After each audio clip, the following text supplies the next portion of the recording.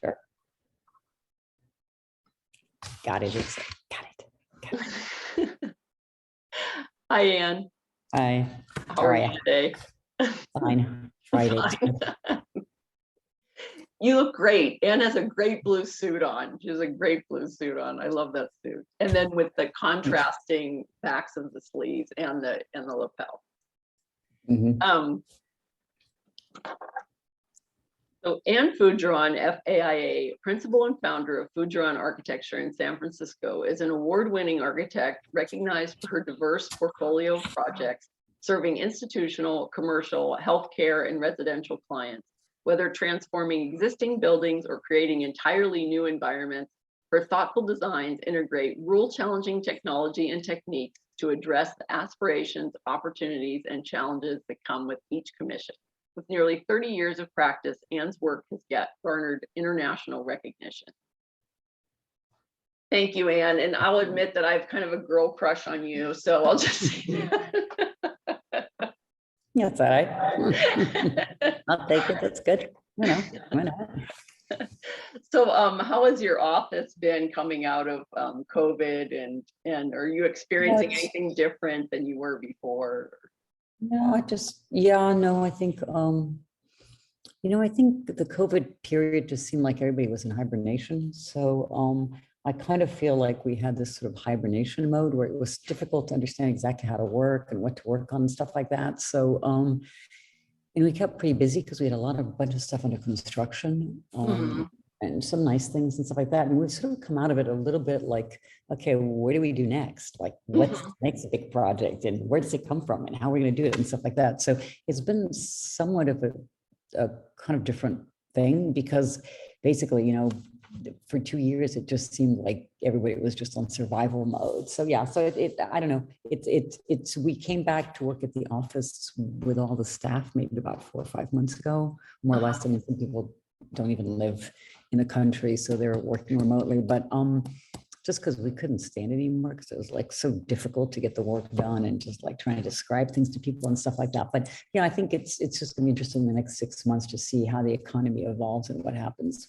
Who knows, right? It seems like a lot of this was fueled by, at least in San Francisco, it's fueled by, technology money and people having a ton of extra cash and, very high stock valuations. And that's all just taking a huge nosedive, and interest rates just went up to 5.25%. So I think there's going to be a major kind of reshuffling here going on. That's just my theory. I just can't see it in the way. Yeah, I mean, people were like, oh, well, what, I mean, when you're working with people, they're like, well, do you think that the value of the property is going to go down? And I'm like, well, I mean, things are so high, they can't go any higher, really. I mean, right. Yeah, exactly.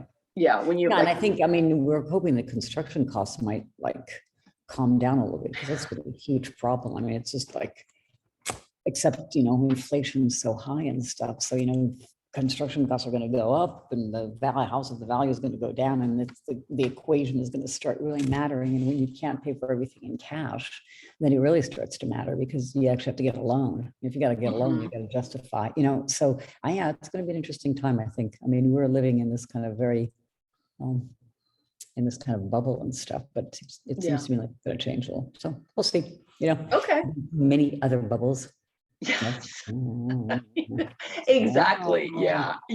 Roller coaster ride, you know what I mean? Yeah, exactly. Ones that we've experienced before, but we have a whole generation of architects that has never gone through that, right? I know, but 2009 wasn't that long ago, right? No. 10 years, 12 years, but yeah, it was pretty bad there for a while. So I remember I was going to look through and see when, I think that might have been one of my worst years in the last few decades, but I was going to look just because I can't remember if it was 2009 or was it 2010 or was it 2011. I just can't remember. It was one of those years. It was like awful. I think some of it was like 2008, right? 2008 and then into 2009. Yeah. That's when in 2009 for us. I think, again, we had a backlog of work and then all of a sudden it was sort of like, sorry. So we'll see. Yeah. Anyway, so it's always interesting. I was going to go back and look at the buildings and stuff and sort of figure it out just for my headspace, because I was like, I should remember, but no, came and went. Another recession came and went. So, how are you doing? Okay. Yeah, I'm okay. I mean, I've got a lot of work. It's not the, I mean, it's not the work, a lot of it isn't the work that I really like to do, but I'm just like trying to take on as much as I can because I don't. And then I had, I'm doing 4 houses. And so I had somebody draft that for me and they were up there. And then I realized, because typically I do everything myself. And I realized that I must point a lot for things. Like I must be like this over here and this, and so trying to communicate that to somebody that's in Northern California, but it's not, I mean, I probably should have been doing like a lot of this, but I didn't. So it's like something, it's the communication, and now they're saying, oh, well, you can do it whiteboard on Zoom and this and that. And I don't know. Yeah, you can do a lot of things. I know. Yeah. And I'm learning how to use all those annotate sort of and whiteboard sort of tricks and stuff like that to try to communicate stuff. Yeah, it's interesting. Yeah. Yeah. So, what are your first recollections of experiencing architecture? So long ago. I grew up in Europe, partially my parents were French. So I spent a lot of time in France. And so, I kind of remember experiencing architecture just like as a kid, like, we would go to Italy and we would go to Ravenna. I remember going to Ravenna. When we were going to see the Leaning Tower of Pisa. I mean, so this, and also just living in Paris too. I mean, everything was about architecture, right? You'd go to the museum, go see Notre Dame. So I kind of think it was there for me just because it's so omnipresent in Europe and so beautiful. Yeah. So that was a big part of it. And then, so I probably is why I sort of got interested in it. I mean, nobody in my family was an architect. Nobody in my family, I mean, my whole family was basically a bunch of people who were just more into business and stuff. So, and then I had friends who were architects. And somehow when I was in my late teens, I knew a few friends who were going to just starting up architecture schools. So that seems sort of interesting. But that was kind of it. I think it's just, and then I got an art history degree in college and I got a minor in architecture because at the time I thought, well, that might be an interesting thing to do. Let's check it out and stuff like that. So I was taking classes at Wellesley, which is where I went to school, and I was taking classes at MIT. So that's really kind of when I dwelled much deeper into it and sort of try to figure out if I really liked it and stuff. It just seemed like an interesting thing to me. And God only knows why, because as I said, I had no family influence. Like nobody was a contractor in my family. Nobody was a builder. My father could barely put a screwdriver to a wall. In fact, the minute he took out the screwdriver, my mother would get paranoid. He would ruin something. Okay, no, we don't fix anything. Not necessary. It's okay. Anyway, he could do a few things, but I mean, it wasn't, it wasn't his big forte, let's say. It wasn't really what he aspired to be. So I don't know, it just sort of somehow rang some bells for me. So, and then when I pursued it, it really kept me interested. So that was really kind of how it was. So it wasn't, I came at it from, I think, partially that art history background and my love of sort of kind of the art and architecture sort of rolled into that, of course, because it's all part of the same thing. And then also being able to take that kind of early classes at MIT, where one of my professors was Don Linden, who then also taught at Berkeley by the time I went back there to go to graduate school. So I had him as a professor there too. So that was sort of fun and just kind of recollections of things that I'd looked at and stuff. So I think part of it, I come at it completely from a visual kind of historical perspective as opposed to a construction perspective, though my interests are very drawn to construction. I mean, I started more in that kind of art history, sort of kind of art background. Yeah. Approached it, so different people approach it different ways, right? A lot of people started because with their dad, they were out there pounding nails on the weekends, like that. But I don't know if you did that, but that was not what I did. My dad actually did. I mean, my dad worked for an architect for probably a year or two when he was younger, and he had gone to engineering school, but he'd actually failed out of engineering school because he was partying too much. So then there was the Vietnam War, and he had a his draft notice was coming up, so he got married, and then he really just and I came along, and he really, I mean, he did sales for a while. He actually sold for this fabric company, which was kind of bizarre. So he made me this quilt with all these fabric samples, and my mom was into sewing, and I mean, they really. My mom took us to the museum. I grew up in Pittsburgh, so she would take us to the Carnegie Museum all the time, and we had a chance to do that. And I was always interested in drawing and painting, and that's it. But as far as the house, it's like my dad would, we had an older house, and with those plaster ceilings, the plaster ceilings will fall down. it'll fall down. And then And of the course plaster it at all some point starts just falling starts to down. disconnect, just start to disconnect, and it just starts just crashing on the floor. Yeah, I totally know that. I had a Victorian that was kind of like that. You touch a piece of it and you'd go, oh, that is not being held up by anything. I know. The Yeah. paint. I always thought the paint maybe was like kind of binding it together. Oh, I know. I know. Yeah, I know. exactly. I know. I totally had those. Yeah, exactly. Yeah. So exactly. So I can remember, my dad moved out of the house, but then when my mom wanted to sell the house, she said, you're gonna have to come back in and fix all of the things in the house that you started on, right? Because literally there was one room, like the living room, when the ceiling fell down in it, my mother just shut the doors on it, and we just never went into that room. And then Oh, you're she kidding. wanted to sell the house. She's like, you're gonna have to come back and fix the ceiling in this. And he did come back and fix the ceiling, and that was then we sold the house. But yeah, I mean, that was, which is just probably the reason why I don't do a lot of stuff around my house. Though my brother's helping me do some things around the house that I need to get done. But yeah, it was more about drawing and painting and Yeah. doing that. Yeah. Exactly. Yeah. Yeah. You came at it more from that creative side. Yeah. So kind of think what I was coming at it from too. So yeah. Anyway, Yeah. I'll Yeah. approach it a different way. Yeah. Meet in the middle. So what are your 3 classic buildings that you like and why?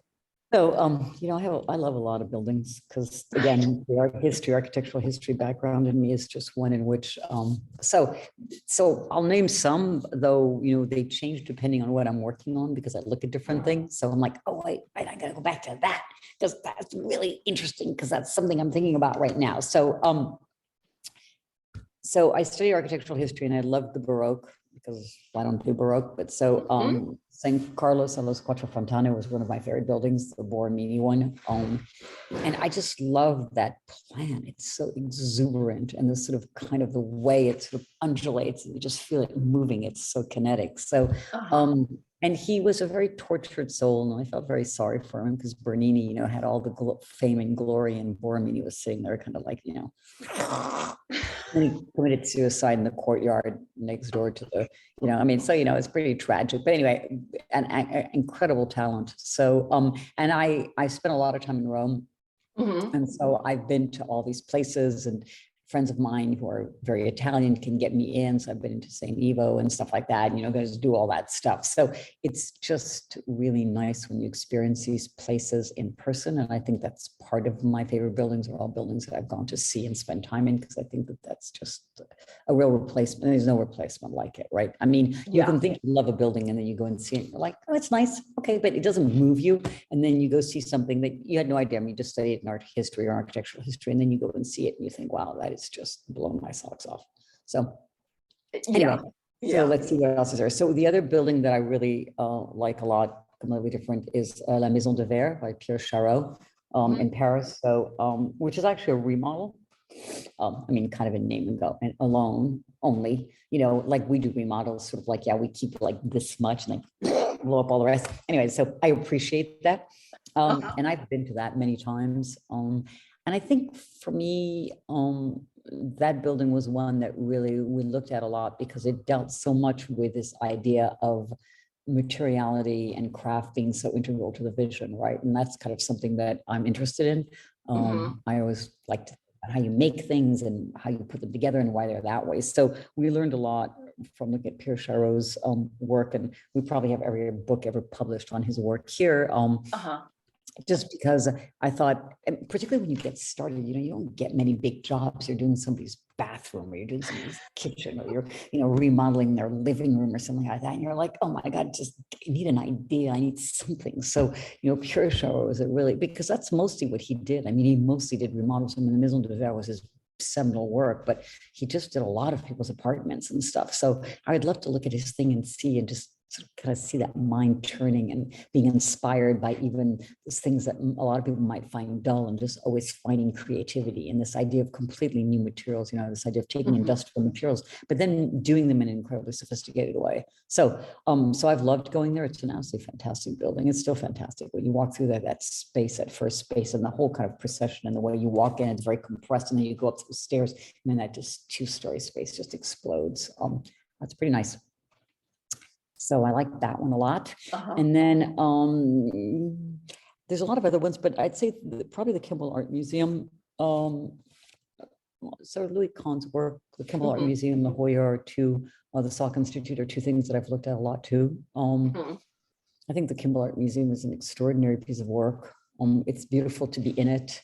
And the kind of way, I mean, we're very interested in light in the office, and I am. Yeah. And so the way he manipulated light and the way he used it and let it sort of kind of cascade down, but also be buffered in this whole section and these absolutely, I mean, also this structural kind of, I don't even know how he did those vaults that are so long that have no columns. I mean, I do know because I studied them, but I mean, there is this kind of idea of taking the simplest, what looks like the simplest idea, but actually using this enormous amount of sophistication and creativity and turning it into something that's just absolutely revolutionary, but that's also quiet. You know, it doesn't have to be bombastic. It doesn't have to sort of like, you know, cantilever off the cliff's edge or something, or do a million different things, or have, you know, hair sticking out of it or whatever it is. Yeah. I mean, okay, here we go again. Okay, so anyway, so when I've been to that building a bunch of times, and it never ceases to sort of delight, you know, and I love this idea of kind of indoor, outdoor, and the kind of mixture of it and how it all blends together. So that's another one. I mean, I think Louis Kahn was an incredibly talented architect. So we also look at his houses a lot. The Escherick house is a favorite among others. So depending on what we're working on, we go back to these kind of favorites and sort of look at them again and kind of learn from them, you know. Yeah. I don't think I've seen that many of his houses. No, they're really lovely. Is there a book of houses? Yeah, there's a book of houses. Okay. Yeah. So he did a bunch of these wood houses, and wood and stucco houses combination. I mean, he didn't do that many houses, but you should definitely get it. They're really nice. Okay. I mean, and it's always this incredible kind of ability to sort of kind of make things, do two things at the same time, and this kind of scale making that's really quite lovely. So yeah. So we look at those also. So we're like that. I mean, coming from my art history and architectural background, I mean, my tendency is to go back to look at people's work. So I am very much a believer in studying other architects and studying old architects, new architects that are coming out now and stuff like that. I mean, I do this all the time because that's what's always been in me and what's interested me. So I'll just keep doing that. I mean, I have no hesitation, which is one of the reasons I like being involved with the Moderator Design Conference, because it kind of allows me to constantly rethink, like, okay, who's a great new architect now, and who's work are looking at, and should I come and talk, and what do they do, and you know what's going on, and so it's pretty nice to do that. Yeah, somebody just asked this morning, because I'm helping to review their app, and so they were saying, "Oh, what do you like about the Moderator Design Conference?" And I said, "Well, really," I said, "I've only been once," and I said, "But the thing I think that is wonderful is that designers, you know, they're getting up there and they're talking about what their inspiration was and what their concepts are." And I said, you know, in so many other lectures and other places that you go, they're not really getting into the heart of why they do the things that they do, you know, and so it's a conceptual level. I mean, it's not that often that we really get to talk about that.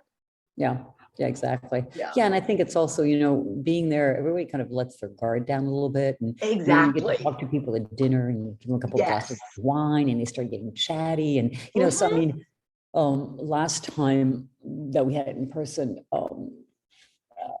Yvonne Farrell came, you know, from Grafton Architects, and she's just great. Like, it was so much fun to hang out with her. And since she didn't know anybody, you know, we had her kind of as a captive audience. I was like, okay.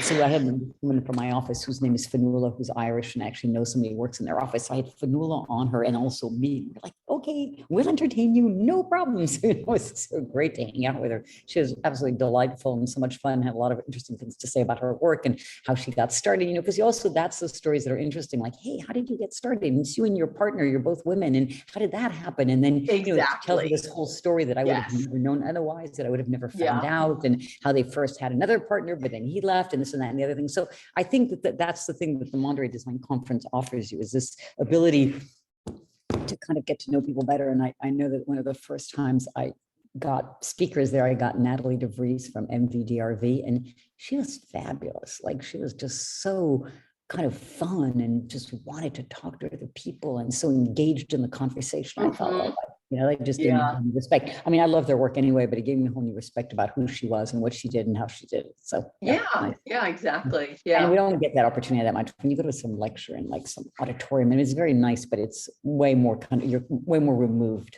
you know, in a way. So Yeah. Oh, And you I mean, could I come like to the the dining. moderated design conference in the fall. We're having it again. Yes, no, I'm definitely going. I'm not going to the AIA conference next week because I have to No, be at no, the you can CRAN skip that. conference Sorry. in September in Chicago. Yeah, I have to Yeah. go to the CRAN conference in September, and I Yeah. did, and I would love to have seen, Obama speak, um, I'm not going to But go the to thing that. about Yeah. Obama speaking is that it'll be online and you can listen to it and stuff. You know what I mean? I mean, it's not like, I know I'm not going this year too. I'm going to Europe instead. And I was like, whatever, I can skip it. I mean, I went the last time it was in Chicago. It was super fun. I have a lot of friends there and stuff, but this year just didn't work. It was just too much. So Yeah. And I went to I'm not sure that I want to hang out with thousands of architects all together. Like, it sounds like frankly, it sounds like a COVID disaster, if you ask me. Okay. All right. I know COVID's not over, or it's kind of over, but it's really not over. And putting 2,000 or 5,000 people together in a bunch of lectures in a hall, like, I don't know. That sounds like, if I'm going to do that, I'd rather be in Europe. I'm sorry. But Well, I mean, and I'm bad. gonna be in La Mesa, so of course I would much rather be in Europe. Yeah, exactly. Right. Yeah. Anyway. Yeah. So, but the moderator design conference should be good. Yeah, we've got some good speakers coming and stuff, so it should be interesting. Yeah, and the MDC that I went to was that one with with Sheila from Graft. It's right. Is it Sheila or Shelley? It's Shelley. You know, the woman Sheila. who came. Yeah. There was, so they've got Yvonne Farrell. Yeah, Yvonne Farrell. It was Yvonne Farrell, and then the other woman is called Shelley. Yeah. And I think Grafton's actually the name of the street they first had their first office on, or something like that. I mean, she told me this whole story. Anyway, but I got to drive her around because I went to show her the house that we did in Big Sur and stuff. Yeah, you did. I knew that. Yes. And you said that you were going to be doing that, and I was like, oh my gosh, that is just like a fantastic. That must have been like. Yeah, she had a really good time. She loved it. And I was like, it was hard to get her to come because she was so hesitant, and she was like, oh, it's so far away, and I don't know, and can I come? So I had to call her like 5 times, and I had to have other people herd her, like this other guy who they know very well, who's called Ryan, who's a kind of a curator, and so he was calling her too, and I was calling him, and I was calling her, and it was like we're like flanking her from all sides, and we're like, we're gonna win this one, right? Aren't we? And we didn't. She said yes, and then after she was about to leave, she said, oh my God, I'm so glad I came.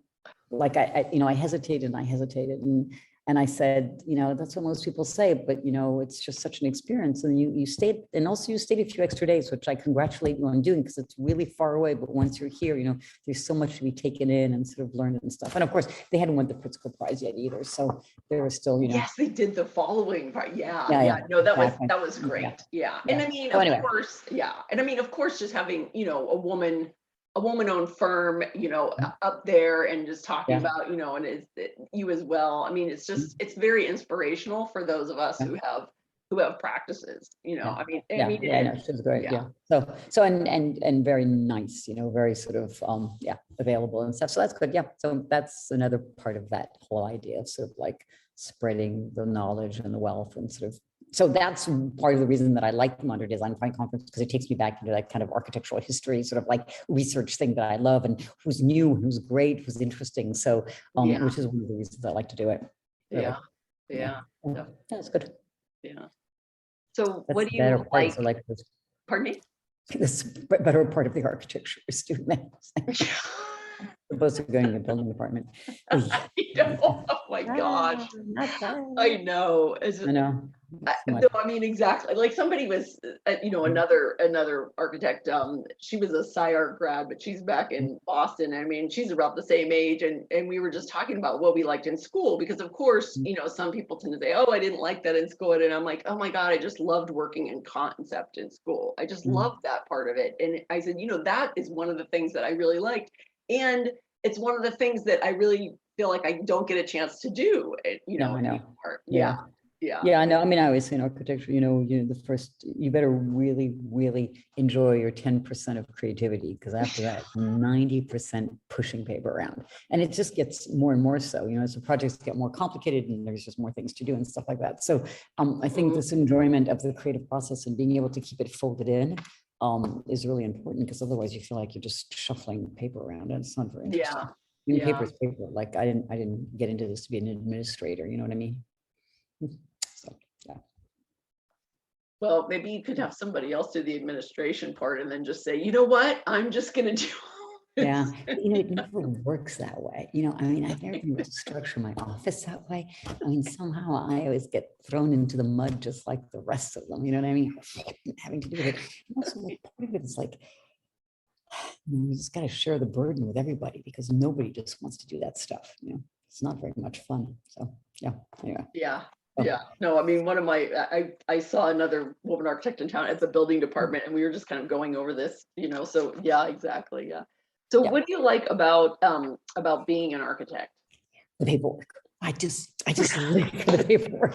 I just give me more of it. I just want as much of it possible. I mean, listen, I like creating buildings. I mean, the creative part of it is what gets me going. It's this idea of sort of make a difference. It's this idea of sort of, kind of, I mean, our work, kind of straddles a lot of different worlds, but one part of the world is, of course, just extremely wealthy people who let us do sort of fun little houses, which is really not bad. And that let us, try out and use them as sort of kind of experiments and how people can make stuff. Yeah. But also for me, it's about learning this kind of respect of the land and where we put things, because I think it's so precious, and California is such a beautiful state. And so we get these pretty incredible sites. But we don't get that many of them because we haven't done that many houses. It's not like we've done a lot of houses and hid them away because they were so ugly we don't want anybody to see them. It's just that, but when we do get these incredible pieces of land, the amount of kind of caution that we use and the amount of kind of thought that we put into what we're going to put on them is really important to me, and really something that I hold really dear. So I love that. And I love this idea of sense of sort of responsibility, but that doesn't mean that you're not creative. It just means that the creativity comes with kind of this responsibility. So I always quote this beautiful poem by Wallace Stevens. It's called, The Jar in Tennessee. And that basically the whole idea is that when you put something man-made into the natural world, you basically transform both worlds. And so I'm always very conscious of that. And that's very interesting to me. So I love that part of it. The paperwork is okay. Like, it's part of what you have to do in life. I mean, you have to pay your taxes, you got to do paperwork. I mean, nothing is free of responsibility. It's not like you can sit there and do nothing. But I what I like less about it these days is just this kind of overburdened sense of just how much more complex it's become as a result, how much more expensive it's become, how much more out of reach it is, and all that stuff just isn't very much fun anymore. It's like you're kind of feeling crushed sometimes. So we do social housing too, and that's important for us, and kind of social justice and thinking about rebuilding our city. So all those things have great ideas involved in them, the houses, the social justice, the housing, the this and that, but it's just getting and making sure that the stuff doesn't get crushed by all this other stuff that's hard. So maintaining ideas, being able to still do buildings that you can be proud of, all that stuff, it's difficult, and it's just getting harder, I think. And it's just like, it takes so many people to do anything anymore, right? So in the old days, like, I remember when I first started, people would do a house and they'd be one person, and a structural engineer. Yeah, that's what I do. Yeah. It takes a team of like blah, blah, and blah, blah, and then civil and the structural and the geological survey and the geologist and the water guy and the septic guy and they're all guys usually. I'm quoting from experience. And then, and this and that, and then the entitlement person, and then the consultant on this. And by the time, like when we did the house, the Jackson Family Retreat, which is, we had like 12 consultants for that house. It was like ridiculous. Like, I know. And I mean, I think that way around it, like, yeah. And I think that the other, right, so it's like now that these other fields, they have unions or whatever, so like, okay, you don't have to draw anymore, like you don't have to do your drawings for this, and so then we have to take on that, so it's like, it's like for a single family home, and they're like, oh, you have to do the the gas isometric piping plan, and I'm like, what? Exactly. No, that's true. On the fall house, we had to do the sort of fall of like the sewer lines. Like, why do we have and we couldn't find anybody to do it. Like, nobody would do it for us. It was like, we were either going to draw it, we're just not going to get a permit. And I'm like, what? Like, what? Like, and it's not like the contractor looked at that drawing or did anything that looked like exactly. They dug it. They dug a hole and put it in. I mean, yeah. So it's like, so I think, I like I mean, I still love the work. And when we get to sit down for a little while, design stuff, we're always thrilled, you know, the people in the office. But then the rest of the stuff, after a while, you feel more buried by it. And part of it is that, you know, you just get older and crankier, or older and more tired, or just less patient. Maybe, I don't know. You just feel like, okay, like I know this is adding no value to any of this, right? So if you're going to tell me there's value added, I'll take it. But if it's no value added, then it's just, you know. Anyway, Yeah. so I kind of wonder where it's going to go, because I sort of feel like, I don't need to be an old curmudgeon here, but I kind of feel for the younger kids. Like, I feel sorry for them, because, you know, when I started my office, it was pretty could be pretty low tech. It gets harder and harder to do it low tech now, right? Which means also, and again, harder to start your own business, harder to run your own business. And it's too bad, because that's where a lot of this kind of new blood and kind of creativity comes from, right? But Yeah. can't do it in that way anymore. It's just not easy. Yeah. Yeah. Or like notes, right? You like look at you look at the set of drawings that all of these case study architects that Frank Lloyd Wright would do, and then you look at our stuff, and it's like it's all words on paper. And they're words and sheets of words that nobody looks at, but we have to include, you know. And Yeah, I'm we like, totally have to include, right? Because we no longer have a set of people who can build things, and we no longer, because we have a litigious society in which, you know, somebody's going to review your drawings at some point and say, well, you didn't do this waterproofing detail, and that's why it's the end of the world. And you have this and that. So it's true. I mean, look at these old sets of drawings, like these beautiful houses, and they're like 10 sheets, you know, and you go to my sets of drawings, and now it's like 90, 100, 120 sheets later. And you're like, okay, like, when we're doing things that are really complicated or difficult that need explanation, okay, but a lot of it's just like, you know, just passing along, right? So so anyway, yes. So I agree with that. I mean, and it's also, I think, because you can't point like you used to be able to do in the old days. I mean, you know, Pierre Chahureau built that house, the Maison de Verre, by having the right guys, and he would just go, exactly, what do you think this way? What do you think about that detail? And you can't find, I mean, you can find drawings of things that he did, but you're not going to find every single condition in the house documented, because a lot of it, he just worked with people. You know, he just sat there and kind of figured it out, right? Well, I wish we could do more of that, except, you know, it's not the world that lawyers live in. So that a lot of people live in. So anyway, so I think that's just, it becomes more burdensome.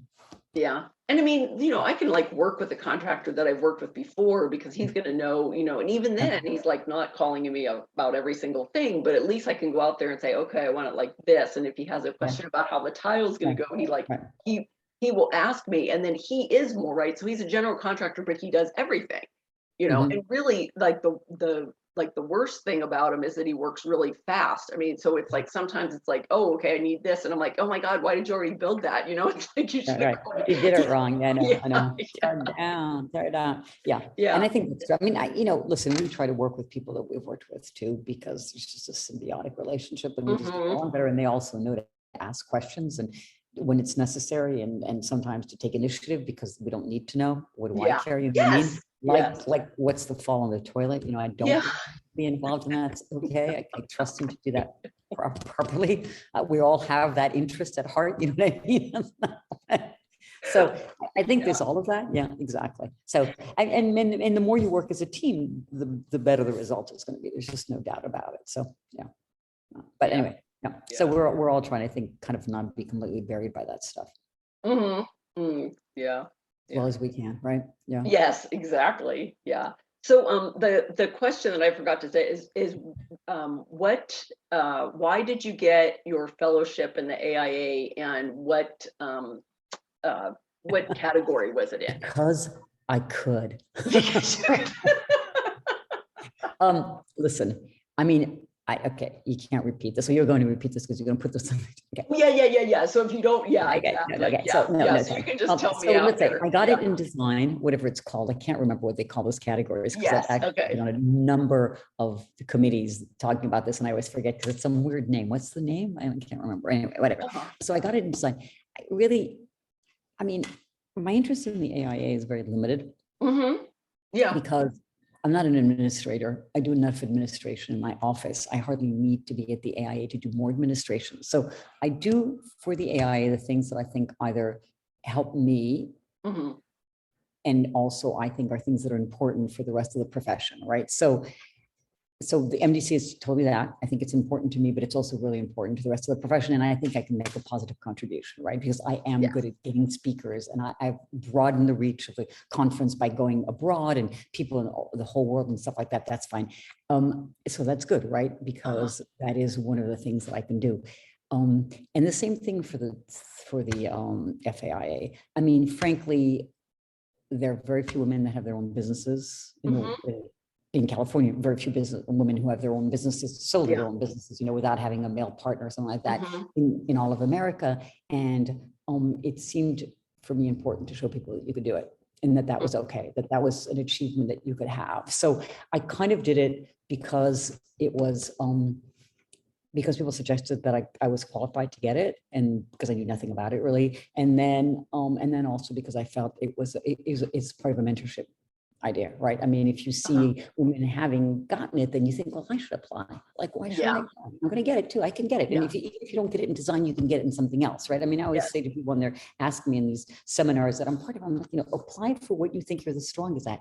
Don't get convinced by anybody else that what you're the strongest at is what they're telling you, or just what fuels your passion is what's going to throw you the page, right? So, and I got lucky because we actually had a young woman working in our office. I can't remember if she was an intern. No, she was here longer than that. Anyway, she was German, very smart, architecture student, incredibly organized, and she just put it all together.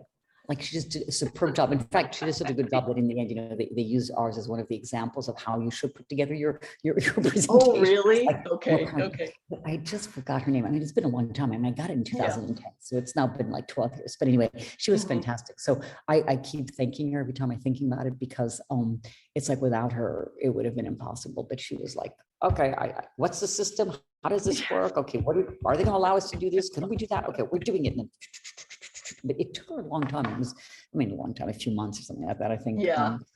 Anyway, and that was good. But when I went, so, I applied. I thought, I'm going to apply whatever. If I don't get it, I don't get it. So I got it. Or are they going to kick it back or whatever? Yeah, exactly. But then I went, and I was sitting next to a guy, like, you go in this chapel, and I see this guy who applied 3 times, and you win 3 times, you're it. Now, I think you can let a couple of years go, and then you can reapply again, it turns out. But he was like so happy, he was crying and stuff, and things like that. And I was like feeling like, oh my God, like, I didn't do that much. Okay, nice, but take it or leave it. You know what I mean? Anyway, so it just goes to show it's all about perspective. Anyway, then I started to take it a little bit more seriously. I was like, I guess this means something. But one of the things that I've really regretted about it, which is my thing about it, is that I feel like you get into this college of fellows and then it just disappears. And like, you never do anything with it. So I've always talked with all my younger architects, none of us are that young anymore, but 10 years ago when I was talking about it, we were younger, about the fabulous fellows and how we should do more. Like, we should organize things, we should do things together as a group and stuff like that. And I would have to organize it, and I just don't have time. Maybe in the next 5 years I will, by which point I will be a curmudgeon, so it won't matter. But you know what I mean? Because I sort of feel like we went to all this effort, all of us have gotten recognized. So, there's people like Marlon Blackwell and, Larry Scarpa and Angie. And I mean, there's just a ton of them. We've all become FAIA more or less in the same 10 years, right? Same podcast. But we're all in it. And now it's like, I mean, and we see each other like, and go out together, but it has nothing to do with that, right? And we're not particularly promoting the field for other young kids. We're not presenting new ideas to the AIA that would help to shake them up and stuff like that. So I kind of feel like that would be something to do. I just frankly don't have the energy or the bandwidth, but I feel that a little bit. I felt sort of like, okay, it took all this effort to get this thing, and then it's sort of like, what's the big deal, right? Like, you just don't do anything with it, right? Except maybe occasionally wear a suit or a long dress and go to some opening or something. Yeah, you got a pin, right? Don't they give you a special pin? Yeah, they give you a medal. Oh, medal. There you get a medal, which I've got stored away somewhere. Occasionally I go, I wonder where I put that. Okay, I wonder if I can find it. It's like the stupid people who always say they lost their Oscar. I always think it's so stupid. You can't possibly lost your Oscar. Well, I could tell you, like, I've misplaced that medal more than once. I'm like, where did I move it? I thought I put it somewhere safe, and then I still don't know where that is. And maybe you guys could have just have medal day when you just all wear it. Should. But wear it in the office. I mean, we're all a pretty dynamic group of people, and we should be able to do stuff like that. But again, the AIA, they're just so wrong. I mean, they're so wrong in so many ways. The thing that they just, I mean, I always think about Bob Ivy and when Trump won the election and he immediately put out that thing that said, we want to work with you. We want to work on infrastructure. We want to make we're this so happen." happy. We're so happy. Everybody was like going like, what? and then this new president, or this old president, because there's a new president now, just put out this letter too after the shooting. That was like ridiculous. Like it was again very self-serving, and it was like so inappropriate. Like no, like it's not about talking about architects. Who cares? But it's not about talking about that. It's nothing to do with it. And then you try to see how they deal with women, and they're terrible, and how they deal with minorities, and they're terrible. And you're like, just pass more rules, have more. I mean, and just stuff just doesn't get done. So yeah, super not impressed. I know. And the thing is that I don't think that they ever, I mean, I think most of the time, like when you're like saying something, when you're in a group, when you're on a committee, and then you're saying, and then you say, oh, I think we should have more women, right? And then somebody on the group says, well, we have 2. And I'm like, we have 16 speakers. Then we have 16 speakers, and you're like, oh, well, we have 2. Like, what are you complaining about? Exactly. What are you complaining about? It's totally like that. So I joined the MDC because I went to talk at the MDC because they have that emerging talent thing. So that was probably about 15 years ago. Maybe more, maybe 20 years ago, whatever. Anyway, and then I'm sitting there, so I go and I talk, and then I thought it was interesting. And then I went back the year after, 2 years after, and then I was like, there were no women speakers, 0. There was Lisa Findlay. I still remember she was the moderator. And I went to which I can't stand. I cannot stand when they're the moderator. I know, and I'm like, no. Oh, but we have one here. Like, but they're the moderator. Yeah. When you look at a roster of people in companies, and there's one woman executive, and she's the HR person. Always the HR person, right? Same thing. Or a roster of architectural firm. There's one woman. She's the HR person or the interior director. Right? Always. And it's like always sitting there like over and over. And you're like, oh, please, like just like. Anyway, so I went and I said at the time, David Metcalf, I said, there's no women. Like, is this terrible? I said, well, join the committee and make a change. I said, fine, I'm doing it. And then we did it. And then there's been more women every single year, and we can't always get as many women as men. It's not that easy because frankly, there's not as many women at the top, but we kind of diversify. We're getting people from different countries and different, ethnicities and stuff like that. And everybody looked at me like, and they all acted like it was impossible to do. And I was like, no, it's not impossible to do. You just don't care. I mean, in a way, it's like your attention is somewhere else. And if you focus your attention on that, you could get great speakers and you could help diversify this group. You know what I mean? And I still feel like, the minute I step out of the room, like the guys take over and they're like, well, how about if we invited, my friend Bob, he's really a great speaker. And then I went to graduate school with him. He's fantastic. And then there's also Roy over there. like cut it out with the buddies. Like I get it, we all have buddies, but no. Your buddies do not make it. Maybe one buddy occasionally, but this does not make a lecture series. Oh my God, I just cannot believe it. Like within 5 seconds, they revert back to like being an, I don't know. Anyway, it's very interesting. No, exactly. And then that's it won't take long, it's like, listen, women's rights, we gain them and people take them back. Like we just learned that with Roe versus Wade, 5 seconds, you turn your head and it's gone. So I feel it's the same way. So anyway, I like to be involved with the AIAU with the things that I think I can make a difference in. And I don't want to just push paper around. I'm not really interested in being on committees just to be on committees. So I do stuff for the design awards, which I think is important. And I do stuff for the MDC and stuff like that. I like mentoring stuff when I can, or giving lectures left and right to sort of show people what women can do. But that's really where I feel I can be the most effective.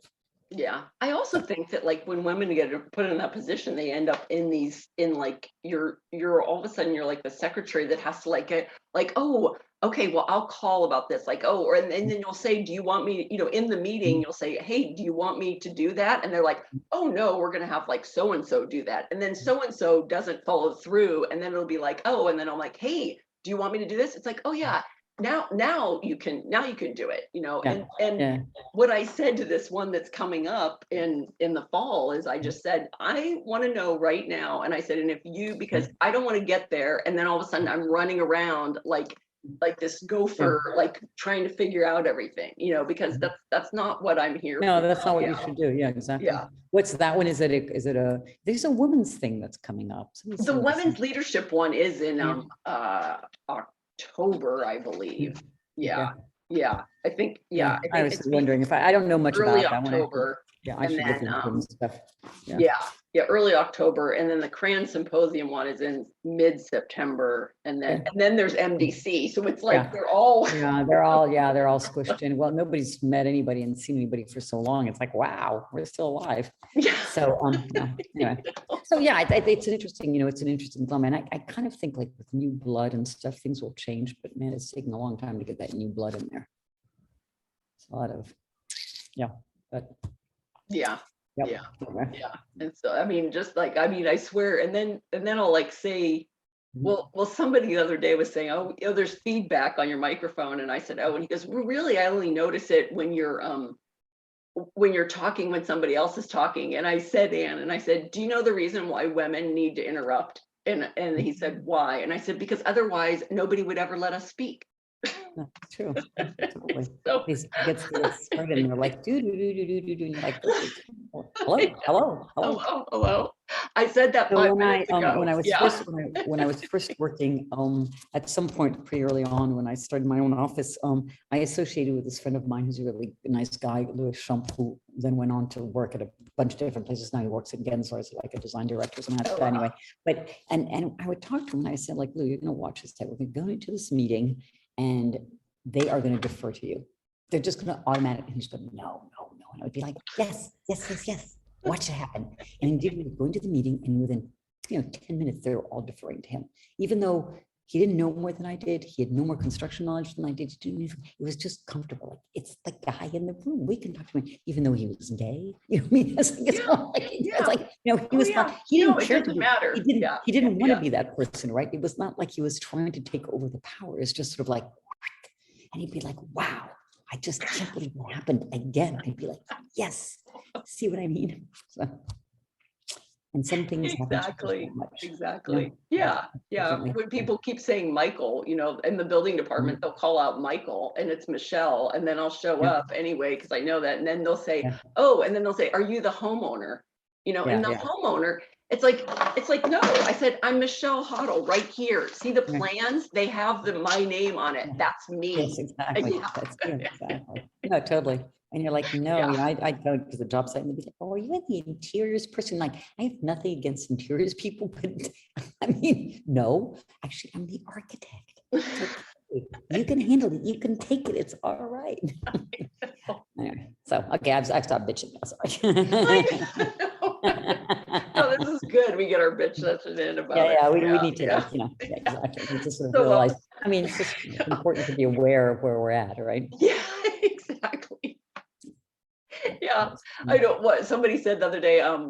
Well, you can interview me for your podcast, right? He's a guy and he is a fellow, and I went to school with him in Denmark for a year. And he said, but I'm a man. And I said, and that's why I always know when somebody hasn't listened to my podcast, because I interview men and women. And he's like, yes, exactly. Oh, okay. Okay. Hey, listen up. Yeah. Oh, so what would you like? Himself. It's okay. Okay. What would you like to say about the future of architecture? God, listen, buildings, we need buildings. We will always need buildings. So I don't think that that's going away. I think for me, the biggest crisis, I think, is global warming. I think the thing that's got me more worried about the world is not the future of architecture. It's just the fact that, we're burning up and we're doing it so quickly and so rapidly. And then there's a really good, interesting guy, I listened to a lot of podcasts and stuff that was talking about this stuff yesterday. And he was saying, because, there's a lot of gloom and doom. Well, we don't have time to pay attention to global warming because there are crises and there's this and there's Ukraine and there's that and there's that. And he was saying, listen, like there's always stuff going on. It's okay. And there's always going to be stuff going on, which means that things may slow down and may hurry up. But you just have to remember that the global warming needs to be a focus, right? And that if we keep focusing on it, things will change. And even though there will be so it's back to my thing about what does the economy of being an architect look like? It's like, but as long as you maintain kind of like you stay in business because you have enough highs to compensate for the lows, then you're okay, right? But Yeah. it's very rarely that it's this complete simple line. So I think this is the same thing. So I think for me, it's finding a way to contribute to the world of the environment without turning it into the only thing that we do, because I don't think that making a completely green building is also making a great building. And in the end, what we want to learn how to do, and it's something we don't do very well in this country, is we just need to build better. I think we've built too many things that are terrible that we tear down, that we start over, right? Over and over and over again. I mean, if you go to Europe, they built these stone buildings. They're not all super original. I mean, Paris is filled with, these stone buildings are all built in the Haussmann times. They're all kind of the same, but they just get reused and reused and reused. They just they have this life and they're not falling apart, So I just want us to get to a point where we take buildings seriously enough, and we take the art of making buildings, but also the art of building buildings seriously enough that we can fall into this world where we can also make them economical, make them, as green as possible, make them sort of help, with all these issues that we have with kind of environmental issues, and that all works together, right? Yeah. And then one doesn't take over for the other.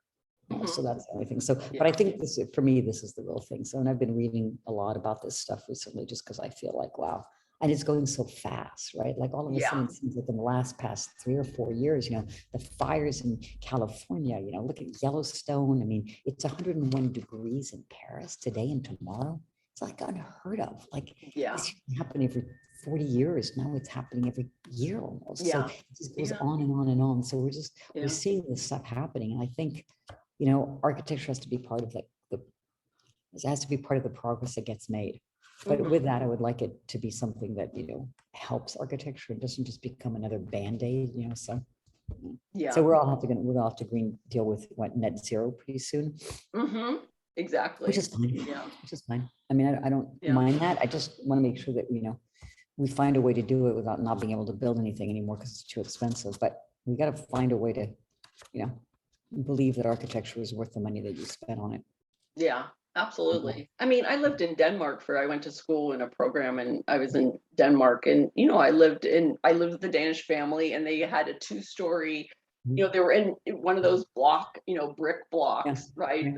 That, built in the 1800s, but, an architect had lived and redone the unit before they moved into it. So there was a spiral staircase coming from the second to the first, and the windows had been replaced, and of course they had all Arnie occupants and fixtures and things, but I mean, it had been the same way, and there's 4 of, well, at least 3 of then the family members, their daughters, stayed in there and just moved to a different unit in that same building. So it becomes like a family complex in a way. You just kind of move in and that's good. That's a good thing. So, I mean, we need to, the other thing I think about architecture is that, everybody's moving into cities, which is what we need to do. We just stop spreading out and using up all the land to build little ticky-tacky homes that are made out of a couple of 2x4s and a bunch of really bad stucco, and they're going to fall apart in 10 years.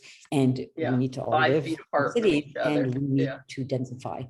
So part of the architect's job is going to be to say, I'll do a 120-foot building there, and people are going to have to learn how to shut up and put up with it, because that's the only way it's going to work. So, and this is a really hard lesson, I think, for people in California in general, and San Francisco certainly, and things. But, this idea that we're going to help all this stuff in the world, but we're not, that we're going to be able to do it without having to change some of the ways that we think about how the world operates or how cities operate and stuff like that. That's not gonna happen. We really have to become conscious of what it's going to take to make all of this really work, and that's it. So so like with all of the squares and the plazas in Europe, right? I mean, they used to fill them with cars, and then they finally said, okay, you can't have the cars anymore, so you're going to have to commute in on public transportation.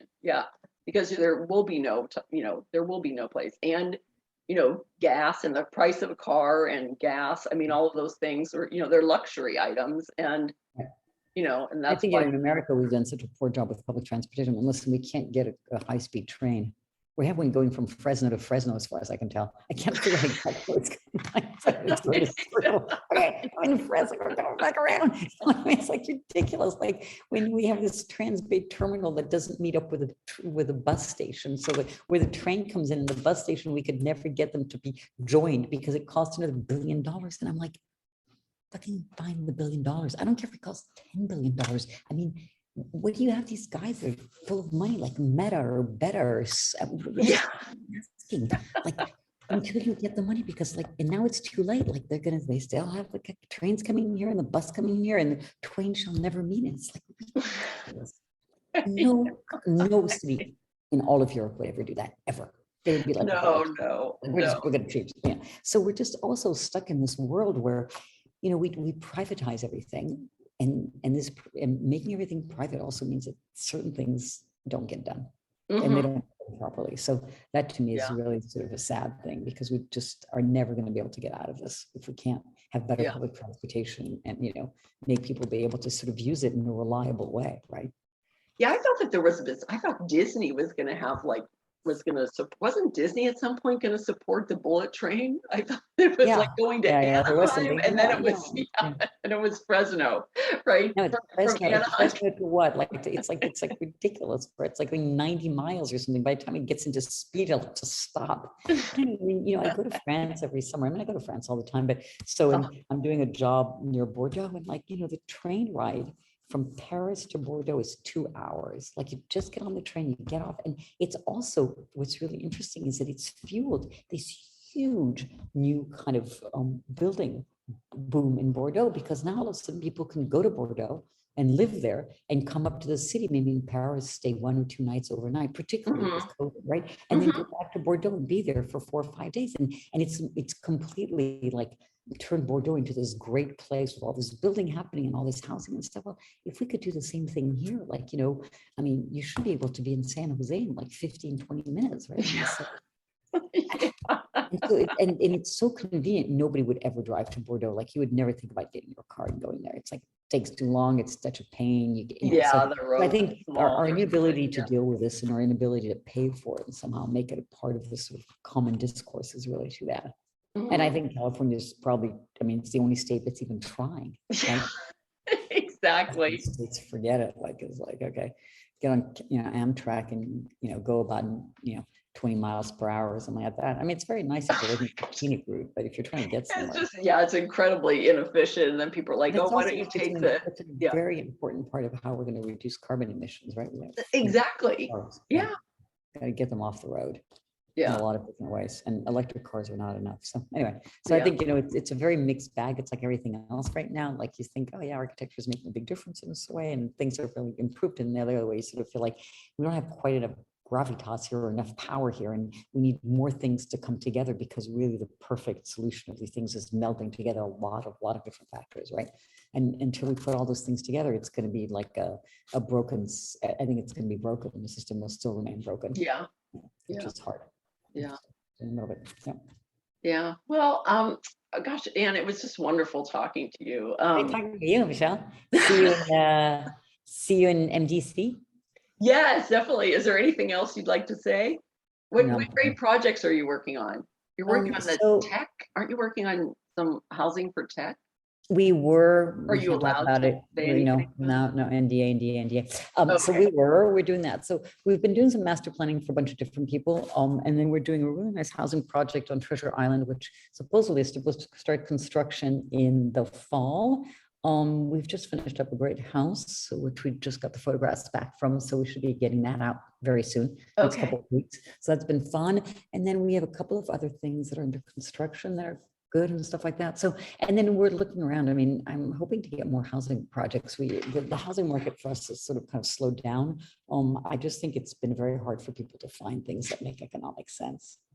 Just between what they have to pay for the land and what it costs to build stuff. I mean, this project in Treasure Island has been like in a value and engineering mode now for 6 months, and they keep trying to pull away this and pull away that, and then they pull it away and they're like, oh, it looks terrible now, let's put it back in. Then we need to pull something else. So I mean, they're doing the best job they can, but it's really, really rough. And with construction costs going like this, you can't keep up. Like you're never getting to that point. So I think that that's part of what's going on. So we need a lot more housing, but we need to be able to build it. I mean, what is it now? I mean, it used to be what, $600 a square foot. What is it now? It's pretty much about that for housing. Maybe even 500 or something like that. But then if you do a house, it's like, whatever. And it's ridiculous. You look at it and you go, square foot, that's really expensive. That's not very big. get on the go. I take my scale and I go, wait, it's a foot. That's really a lot of money. I wouldn't spend that much amount of money on that. So anyway, yeah. And the housing really depends too on how much infrastructure you have to put in. So in Treasure Island, it's really expensive also because they just, they have to build the whole infrastructure. I mean, roads, and they have to fill, and they have to go up 6 feet, and they have to do all this stuff, and they don't have any sewage, and they don't have any. So, it is a massive public works endeavor. So that's also like, it's a lot more expensive than just putting it in a site in San Francisco, right? Yeah. So it already got all that stuff. So that's also part of the problem. Mm-hmm. Yeah. So let's see. Anyway, I wish all of those people a lot of luck. Just, Yeah. But, well, more units quickly. That's what we keep saying. It's always saying in these podcasts. They say we need to build more housing in California. I'm like, yeah, I get it. Boy, do we ever. And more affordable housing too, right? Yeah. Oh yeah, and affordable is all relative, right? It's like like we went through this project, and it was there were micro units, and they were $2,000 a square foot. It was right underneath the flight path, and we were also like, oh my gosh, it's like 2,000 for this micro unit, and I'm sure that they had, they probably had a waiting list, and I know a lot of, we worked with one developer who they're now doing that too. They're doing micro units, like they're 230 square feet. Now, that's a bathroom. The bathroom already has to be 8 by 8, so that's half. Yes, exactly. Yeah, no. When I looked at Jonathan's units, I was like, and I asked, I said, why are the bathrooms so big in it? And they're like, well, they all have to be accessible. And I was like, oh, okay. See, that's what I think you need to go back to those units that you used to find in Europe all the time, where the bathroom was just in the room. Like the only thing you put and makes, the only thing that you do that's small maybe is the toilet room, and the rest of it, who cares? Like, draw a curtain and do it, because like you could have lunch in the bathroom the way it is. It's the biggest room. It's really a problem when it costs that much money. Every square feet really counts. So yeah, definitely. Okay. All right. Well, enjoy your weekend. Thanks for the chat. Oh, thank you so much. Thank you. All right. Thanks. Okay. Ciao. Bye. Ciao.